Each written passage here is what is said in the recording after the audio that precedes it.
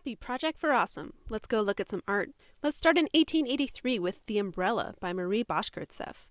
There aren't many paintings remaining by Marie because she died at 25 of tuberculosis, but she is most well known for her diary, which was published after her death. Her diary is a really fascinating look into how stigma created a lot of harmful barriers for people with TB in the era before germ theory.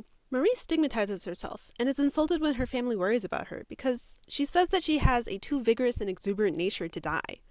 On the flip side, literary critics romanticized her death, saying that by dying, Marie preserves for us her disturbing virgin charm, and that tuberculosis added fuel to the flame of her artistic productivity. All three viewpoints place a barrier between Marie and her community, and between Marie and treatment. While Marie Bashkirtseff was painting The Umbrella in 1883, Robert Koch was sharing with the world his discovery that TB was actually caused by a bacteria, Mycobacterium tuberculosis. The world's reaction to his discovery created new stigmas for people with TB. Whereas TB used to be romanticized as a disease of poets, artists, and beautiful, frail women, it became stigmatized as a disease of poverty and poor hygiene. So that brings us to 1919 with Madame Adame, Woman with Cigarette, by Amedeo Modigliani. Amedeo first got sick with tuberculosis as a child, and he ultimately died of TB at 36. Early in his art career, he was a sculptor, but the physical effort and stone dust from sculpting irritated his TB symptoms, so he switched to painting. Because TB was stigmatized, he didn't seek treatment. Instead, he abused alcohol to soothe his cough, and he abused drugs to hide his fatigue, because he would rather be perceived as somebody who abused substances than be perceived as someone with infectious disease. Yet again, stigma placed a barrier between Amedeo and his community, and between Amedeo and treatment. In the 1940s and 50s, researchers discovered antibiotics that were effective against TB. Tuberculosis became curable, but it was still stigmatized. So that brings us to 2015. This is Don't Speak by Paulina Siniatkina.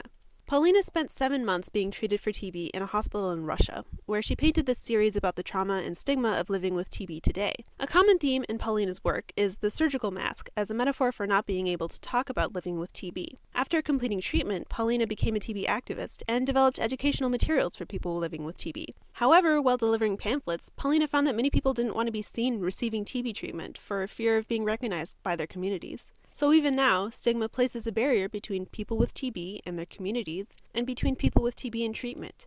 That's why this Project for Awesome video is supporting Doctors Without Borders, or MSF in French.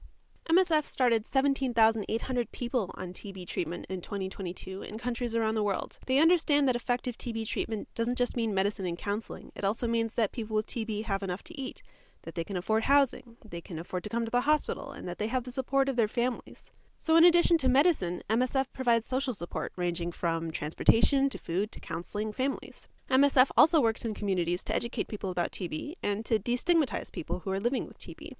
For centuries, stigma has placed barriers between people with TB and treatment, and between people with TB and their communities. But it doesn't have to. Vote for this video to support MSF's work to end TB, and check out the description for more organizations that are doing great work to fight TB stigma. And as they say in our hometown, don't forget to be awesome.